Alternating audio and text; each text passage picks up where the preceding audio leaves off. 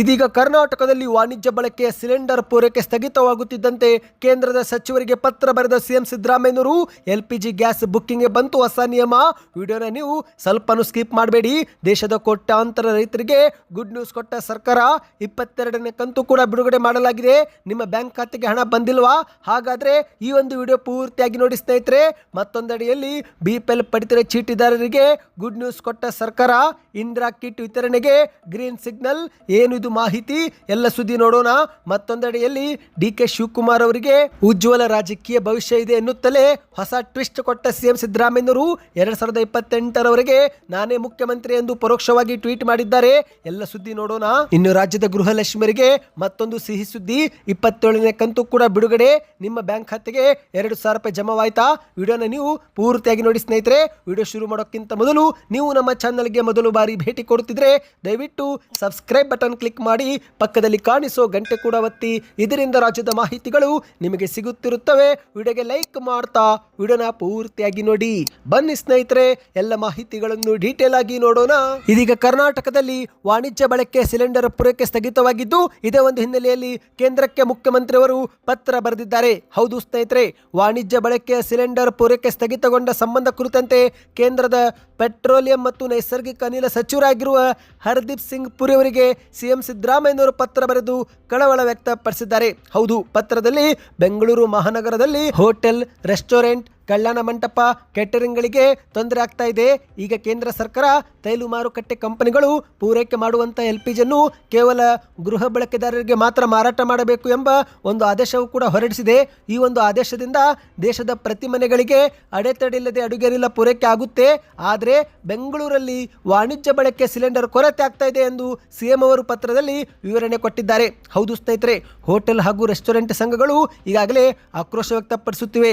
ವಾಣಿಜ್ಯ ಬಳಕೆ ಸಿಲಿಂಡರ್ ಪಡೆಯಲು ಸಾಧ್ಯವಾಗುತ್ತಿಲ್ಲ ಎಂದು ಹೋಟೆಲ್ಗಳನ್ನೇ ಬಂದ್ ಮಾಡಲಾಗ್ತಾ ಇದೆ. ಹೌದು, ರಾಜಧಾನಿ ಬೆಂಗಳೂರು ಒಂದರಲ್ಲೇ ಲಕ್ಷಾಂತರ ಜನರು ತಮ್ಮ ದಿನನಿತ್ಯದ ಆಹಾರಕ್ಕಾಗಿ ಹೋಟೆಲ್, ರೆಸ್ಟೋರೆಂಟ್, ಮೆಸ್ ಮತ್ತು ಕೇಟರಿಂಗ್ ಮೇಲೆ ಅವಲಂಬಿತರಾಗಿದ್ದಾರೆ. ಆದರೆ ಈಗ ಏಕಾಏಕಿ ವಾಣಿಜ್ಯ LPG ಗ್ಯಾಸ್ ಬಂದ್ ಆಗಿರುವ ಪರಿಣಾಮ ಹಲವರು ಊಟಕ್ಕೂ ಕೂಡ ಪರದಾಡುವಂತಹ ಸ್ಥಿತಿ ಈಗ ಉತ್ಪನ್ನವಾಗಿದೆ.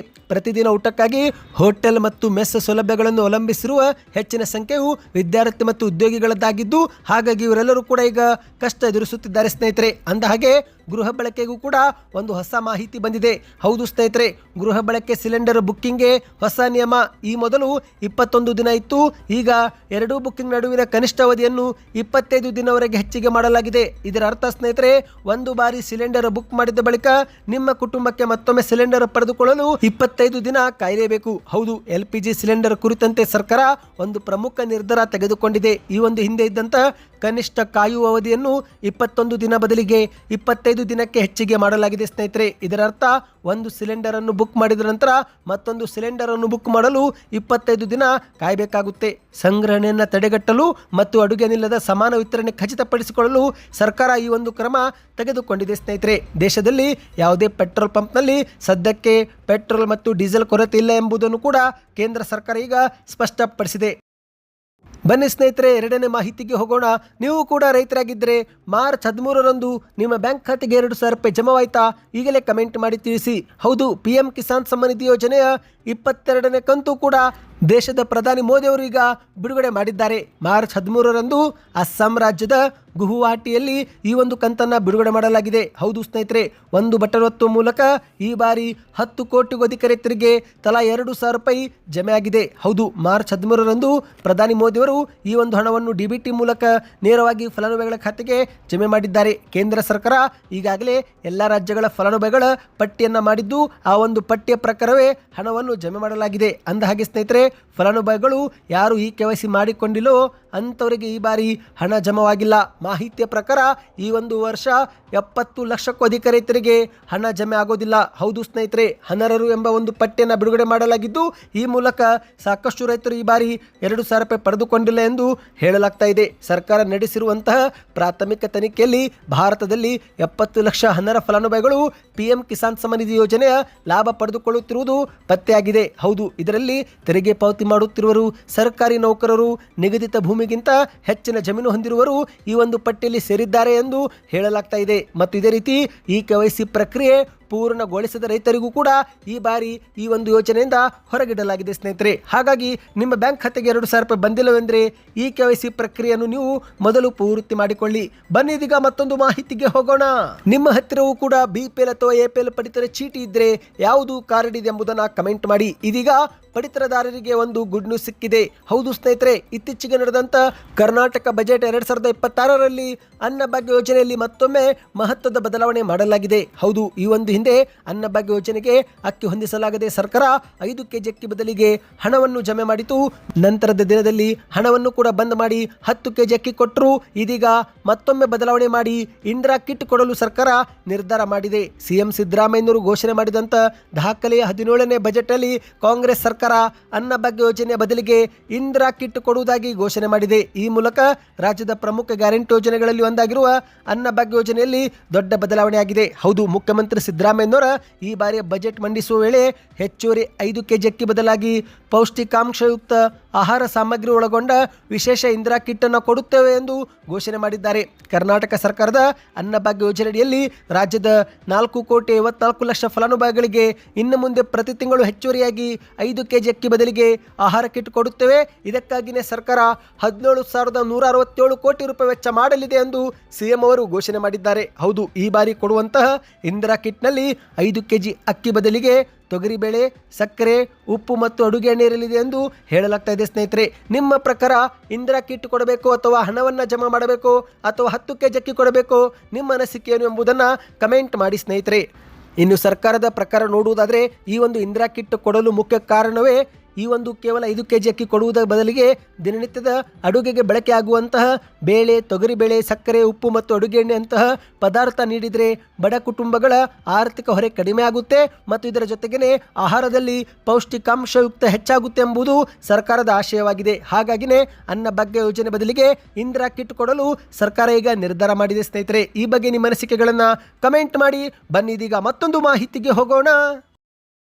ಇದೀಗ ರಾಜ್ಯದ ಉಪಮುಖ್ಯಮಂತ್ರಿ DK ಶಿವಕುಮಾರ್ ಅವರಿಗೆ ಉಜ್ವಲ ರಾಜಕೀಯ ಭವಿಷ್ಯವಿದೆ ಎನ್ನುತ್ತಲೇ ಒಂದು ಹೊಸ ಟ್ವಿಸ್ಟ್ ಅನ್ನು ಸಿಎಂ ಅವರು ಕೊಟ್ಟಿದ್ದಾರೆ. ಹೌದು ಸ್ನೇಹಿತರೆ, ಉಪಮುಖ್ಯಮಂತ್ರಿ DK ಶಿವಕುಮಾರ್ ಅವರು KPCC ಅಧ್ಯಕ್ಷರಾಗಿ 6 ವರ್ಷ ಯಶಸ್ವಿಯಾಗಿ ಪೂರೈಸಿದ್ದು, ಇದೇ ಒಂದು ಹಿನ್ನೆಲೆಯಲ್ಲಿ DK ಶಿವಕುಮಾರ್ ಅವರಿಗೆ ಮುಖ್ಯಮಂತ್ರಿಯವರು ಟ್ವೀಟ್ ಮಾಡಿ ಅಭಿನಂದಿಸಿದ್ದಾರೆ. ಆದರೆ ಈ ಒಂದು ಟ್ವೀಟ್ನಲ್ಲಿ ಒಂದು ಟ್ವಿಸ್ಟ್ ಕೂಡ ಹಾಕಲಾಗಿದೆ. ನೀವು ಸ್ಕ್ರೀನ್ ಮೇಲೆ ಒಂದು ಟ್ವೀಟನ್ನು ನೋಡ್ತಿರ್ಬೋದು. ಇದು ಮುಖ್ಯಮಂತ್ರಿ ಸಿದ್ದರಾಮಯ್ಯನವರೇ ಮಾಡಿದ ಟ್ವೀಟ್ ಆಗಿದೆ.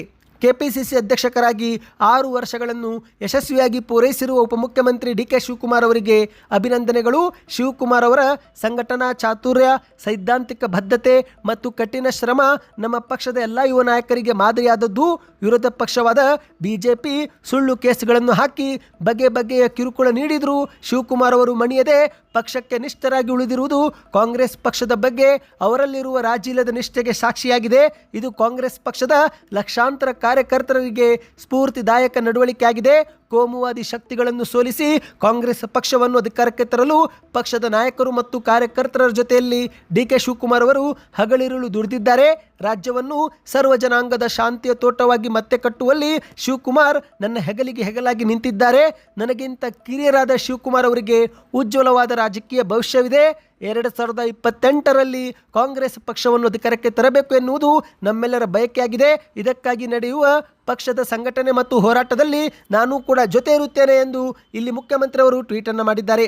ಆದರೆ ಸ್ನೇಹಿತರೆ, 2028ರಲ್ಲಿ ಅವರಿಗೆ ರಾಜಕೀಯ ಉಜ್ವಲ ಭವಿಷ್ಯ ಇದೆ ಎಂದು ಹೇಳುವ ಮೂಲಕ ಸಿಎಂ ಅವರು 2028ರವರೆಗೆ ನಾನೇ ಮುಖ್ಯಮಂತ್ರಿ, ಅಲ್ಲಿವರೆಗೆ DK ಶಿವಕುಮಾರ್ ಅವರಿಗೆ ಮುಖ್ಯಮಂತ್ರಿ ಪಟ್ಟ ಇಲ್ಲ ಎಂಬ ಕುರಿತಂತೆ ಒಂದು ಇಂಡೈರೆಕ್ಟ್ ಆಗಿ ಸೂಚನೆ ಕೊಟ್ಟಿದ್ದಾರೆ ಎಂದು ಕೂಡ ಹೇಳಲಾಗ್ತಾ ಇದೆ. ಸ್ನೇಹಿತರೆ, ಬನ್ನಿ ಕೊನೆಯ ಮಾಹಿತಿಗೆ ಹೋಗೋಣ. ನೀವು ಕೂಡ ಗೃಹಲಕ್ಷ್ಮಿ ಯೋಜನೆಯ ಫಲಾನುಭವಿಗಳಾಗಿದ್ದರೆ ನಿಮ್ಮ ಬ್ಯಾಂಕ್ ಖಾತೆಗೆ ಹಣ ಜಮಾವಾಯ್ತಾ ಕಮೆಂಟ್ ಮಾಡಿ. ಈಗ ಬಂದಿರೋ ಮಾಹಿತಿ ಪ್ರಕಾರ ಕೊಪ್ಪಳ ಜಿಲ್ಲೆಯ ಫಲಾನುಭವಿಗಳಿಗೆ ಡಿಸೆಂಬರ್ ತಿಂಗಳ ಕಂತು ಕೂಡ ಜಮೆ ಆಗ್ತಾ ಇದೆ. ಹೌದು, 26 ಕಂತು ಇದುವರೆಗೆ ಜಮೆ ಮಾಡಲಾಗಿತ್ತು. ಇದೀಗ ಡಿಸೆಂಬರ್ 27ನೇ ಕಂತು ಕೂಡ ಹಾಕಲಾಗ್ತಾ ಇದೆ. ಇನ್ನು ಇದೇ ಒಂದು ಗೃಹಲಕ್ಷ್ಮಿ ಯೋಜನೆ ವಿಚಾರ ಕುರಿತಂತೆ ಕೇಂದ್ರದ ಸಚಿವ ಕುಮಾರಸ್ವಾಮಿ ಮತ್ತು ಲಕ್ಷ್ಮೀ ಹೆಬ್ಬಾಳ್ಕರ್ ಅವರ ಮಧ್ಯೆ ಮಾತಿನ ಚಕಮಕಿ ನಡೆದು ಹೋಗಿದೆ. ಹೌದು, ಒಂದೇ ಒಂದು ವೇದಿಕೆ ಮೇಲೆ ಇಬ್ಬರು ನಾಯಕರ ರಾಜಕೀಯ ಜಿದ್ದಾಜಿದ್ದಿಗೆ ಸಾಕ್ಷಿಯಾಗಿದೆ. ಮೊದಲಿಗೆ ಕುಮಾರಸ್ವಾಮಿ ಅವರು ಭಾಷಣದಲ್ಲಿ ಲಕ್ಷ್ಮೀ ಹೆಬ್ಬಾಳ್ಕರ್ ಅವರನ್ನು ಉದ್ದೇಶಿಸಿ, ನನ್ನ ಸಹೋದರಿಗೆ ಒಂದು ಮಾತು ಹೇಳಲು ಇಚ್ಛಿಸುತ್ತೇನೆ. ಕರ್ನಾಟಕದ ಸಾಲದ ಪ್ರಮಾಣ 8,24,000 ಕೋಟಿ ಆಗಿದೆ. ಪ್ರತಿ ವರ್ಷ ಹೀಗೆ ಲಕ್ಷ ಕೋಟಿ ಅಧಿಕ ಸಾಲ ಮಾಡುತ್ತಿರುವ ನಿಮ್ಮ ಮುಖ್ಯಮಂತ್ರಿಗೆ ನೀವಾದರೂ ಬುದ್ಧಿ ಹೇಳಬೇಕು. ಗೃಹಲಕ್ಷ್ಮಿ ಯೋಜನೆಗೆ ನನ್ನ ವಿರೋಧವಿಲ್ಲ, ಆದರೆ ಈ ಒಂದು ಹಣಕ್ಕಾಗಿ ರಾಜ್ಯದ ಅಭಿವೃದ್ಧಿ ಕಾಮಗಾರಿ ನಿಲ್ಲಿಸುತ್ತಿರುವುದು ಸರಿಯಲ್ಲ ಎಂದು ಕುಮಾರಸ್ವಾಮಿ ಅವರು ವೇದಿಕೆ ಮೇಲೆನೆ ವಾಗ್ದಾಳಿ ಮಾಡಿದ್ದಾರೆ. ನಂತರ ಲಕ್ಷ್ಮೀ ಹೆಬ್ಬಾಳ್ಕರ್ ಅವರ ಸರದಿ ಬಂದಾಗ ಭಾಷಣದಲ್ಲಿ ಸಮಾಧಾನದಿಂದಲೇ ಕುಮಾರಸ್ವಾಮಿ ಅವರಿಗೆ ತಿರುಗೇಟು ಕೊಟ್ಟಿದ್ದಾರೆ. ಹೌದು, ಕುಮಾರಣ್ಣನವರೇ, ಕರ್ನಾಟಕದಲ್ಲಿ ಬೆಲೆ ಏರಿಕೆ ಮಿತಿ ಮೀರಿ ಹೋಗಿದೆ. ಇಂತಹ ಸಂದರ್ಭದಲ್ಲಿ 2,000 ರೂಪಾಯಿ ಕೊಡುತ್ತಿರುವ ಹಣದಿಂದಲೇ ಕೋಟ್ಯಾಂತರ ಮಹಿಳೆಯರ ಮನೆಯಲ್ಲಿ ಒಲೆ ಉರಿತಾ ಇದೆ. ಇನ್ನು ಹಾಗೆ ನೋಡಿದ್ರೆ ಕೇಂದ್ರ ಸರ್ಕಾರವು ಕೂಡ ಸಾಲ ಮಾಡಿನೇ ದೇಶ ನಡೆಸ್ತಾ ಇದೆ. ನಾವು ಮಾಡುತ್ತಿರುವ ಸಾಲ ಜನ ಕಳ್ಳನಕ್ಕಾಗಿ ಬಳಕೆ ಆಗ್ತಾ ಇದೆ. ಗೃಹಲಕ್ಷ್ಮಿ ಯೋಜನೆ ಅಣ್ಣ ಕೊಟ್ಟ ಕಾಣಿಕೆಲ್ಲ, ಅದು ರಾಜ್ಯದ ತಂಗಿಯರ ಹಕ್ಕು. ಈ ಒಂದು ಯೋಜನೆ ಯಾವುದೇ ಕಾರಣಕ್ಕೂ ನಿಲ್ಲೋದಿಲ್ಲ ಎಂದು ವೇದಿಕೆ ಮೇಲೆನೆ ಲಕ್ಷ್ಮೀ ಹೆಬ್ಬಾಳ್ಕರ್ ಅವರು ತಿರುಗೇಟು ಕೊಟ್ಟಿದ್ದಾರೆ. ನಿಮ್ಮ ಬ್ಯಾಂಕ್ ಖಾತೆಗೂ 2,000 ರೂಪಾಯಿ ಜಮೆ ಆಗ್ತಾ ಇದೆಯಾ ಸ್ನೇಹಿತರೆ? ಕಮೆಂಟ್ ಮಾಡಿ. ಒಂದೊಮ್ಮೆ ಜಮೆ ಆಗುತ್ತಿಲ್ಲವೆಂದರೆ ಕೊನೆಯ ಕಂತು ಯಾವ ತಿಂಗಳಲ್ಲಿ ಜಮೆ ಆಗಿತ್ತು ಕಮೆಂಟ್ ಮಾಡಿ.